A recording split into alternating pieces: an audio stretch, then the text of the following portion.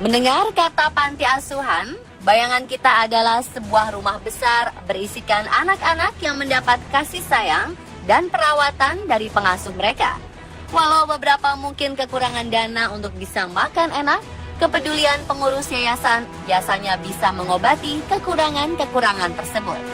Panti asuhan menjadi tempat yang penuh keceriaan terlepas dari segala kekurangannya. Namun ternyata ditemui dalam beberapa kasus justru rumah yatim piatu malah berkelakuan sebaliknya.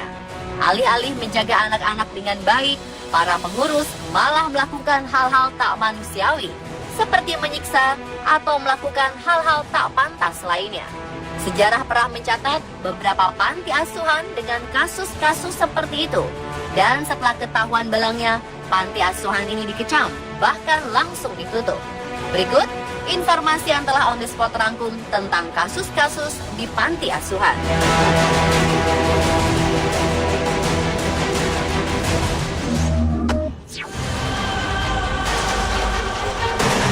Pengadilan menetapkan hukuman bagi 6 orang tersangka, termasuk diantaranya Direktur Pendiri Panti Asuhan yang dikelola pihak swasta di Mumbai beberapa tahun silam.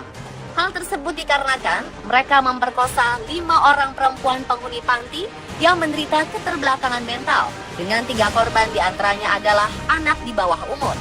Seorang korban penderita TBC sampai tewas usai mengalami kekerasan seksual. Oleh karena itu, Perdana Menteri menuduh Direktur Panti, Ramchandra Karanjule, bertanggung jawab atas meninggalnya sang anak sehingga mendapat tambahan hukuman. Sementara 4 terdakwa lainnya dibebaskan karena kurangnya bukti. Diketahui bahwa pelanggaran asusila ini dilakukan di panti asuhan yang terletak di daerah Kalamboli di Navi, Mumbai.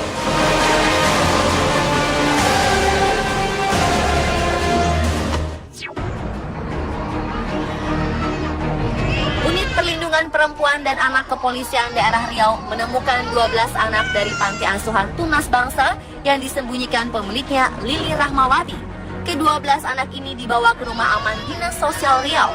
Diketahui anak-anak ini disembunyikan di daerah Tampan dan Kampung Dalam.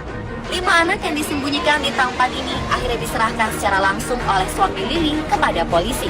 Sedangkan 7 anak lainnya ditemukan polisi di kawasan Kampung Dalam, Kecamatan Senapelan, Pekanbaru. Polisi juga menangkap perempuan bernama Aisyah yang diduga sebagai pengasuh panti. Hingga kini 12 anak telah dievakuasi ke dinas sosial. Kepiluan di Yayasan Tunas Bangsa terbongkar setelah Muhammad Zikli, balita 1 tahun 8 bulan tewas setelah diduga menerima penganiayaan. Paman korban melihat adanya kejanggalan kematian korban karena terdapat luka di sekujur tubuhnya. Dalam perkara ini, polisi telah menetapkan Lili sebagai tersangka. Lalu kasus lain di panti asuhan itu terungkap saat Lembaga Perlindungan Anak Riau melakukan inspeksi mendadak di 2 panti jompo milik Yayasan Tunas Bangsa lainnya. LPA Riau menemukan adanya praktek tidak manusiawi yang dilakukan yayasan terhadap penghuni panti. Warga lansia dikurung dalam ruangan seperti penjara digabung dengan penderita sakit jiwa. Ruangan terlihat kotor karena tidak ada sekat pemisah antara tempat tidur dan lubang kakus. Penghuni tidak diberi makan selayaknya dan kerap mendapatkan kekerasan.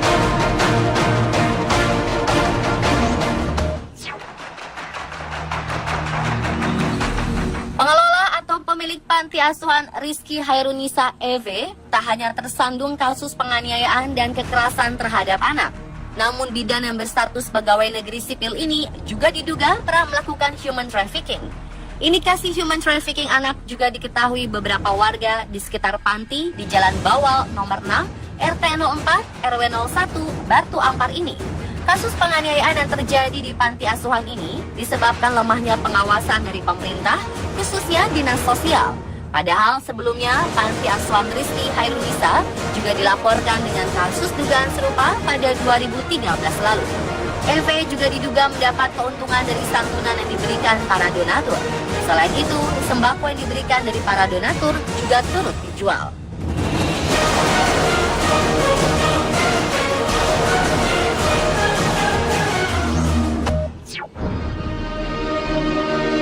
Kekawit berdiri di Amerika Serikat pada 1940-an dan berhenti beroperasi pada tahun 1970-an.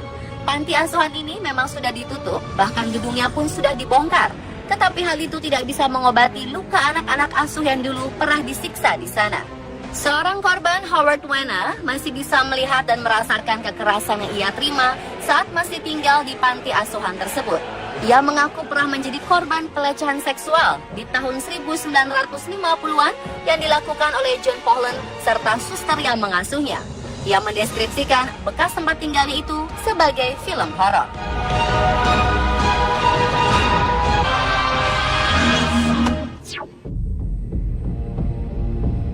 1990-an, beberapa panti asuhan di Tiongkok terjerat kasus penganiayaan terhadap anak asuhnya.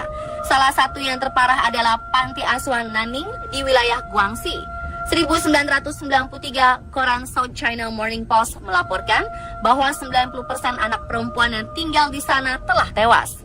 Menurut Tom Hilditch, seorang jurnalis Hong Kong, peristiwa ini mungkin berhubungan dengan budaya Tiongkok yang lebih mengunggulkan anak laki-laki dibanding anak perempuan. Saat diberlakukannya kebijakan satu anak, orang tua yang melahirkan anak perempuan mengirimkan bayinya ke panti asuhan. Mirisnya, di panti asuhan, keberadaan anak perempuan pun tidak dihargai.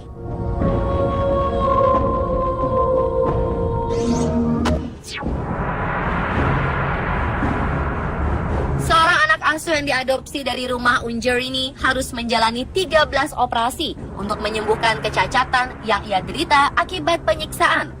Ia kemudian menceritakan apa yang terjadi di panti asuhan itu. Ia menghabiskan masa kanak-kanaknya dengan dipasung di ranjang bayi bersama kawannya yang kemudian meninggal karena penganiayaan.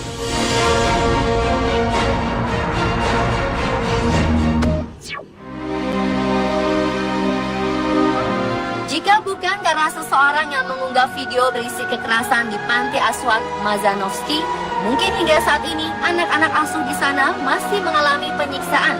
Video ini menayangkan 2 orang pengasuh yang mencambuk dan menendang 7 anak laki-laki dengan semena-mena. Seorang staf mengatakan ia pernah melaporkan kejadian kekerasan di panti asuhan ini. Sayangnya tidak ditindaklanjuti oleh pemerintah.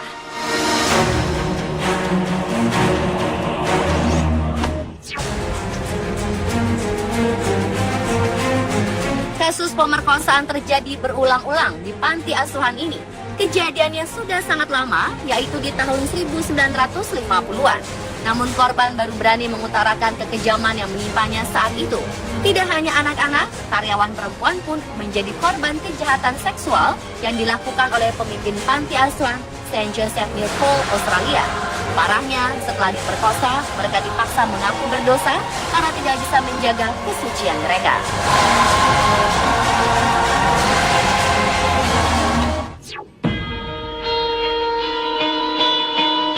Kasus ini tidak hanya terjadi pada satu kejadian, tetapi hampir semua panti asuhan yang ada di kota Quebec, Kanada. Pada tahun 1940 hingga 1950-an, pemerintah kota Quebec hanya memberikan bantuan pada panti asuhan sebanyak $1,5 atau sekitar Rp20.000 untuk sehari. Jumlah ini sangatlah kecil dan tidak bisa mencukupi kebutuhan panti asuhan. Sementara itu, pemerintah memberikan bantuan sebesar $2,75 sehari atau sekitar Rp37.000 pada pasien gangguan jiwa. Akhirnya, pengelola panti asuhan bekerja sama dengan dokter memberikan diagnosa penyakit jiwa yang berbeda-beda pada setiap anak supaya mereka mendapat bantuan yang lebih besar. Untuk meyakinkan bahwa anak-anak tersebut memang mengalami gangguan jiwa, panti asuhan pun tidak menyekolahkan mereka dan mengurung mereka di dalam gedung. Dan itulah pemirsa kasus-kasus di panti asuhan versi On The Spot.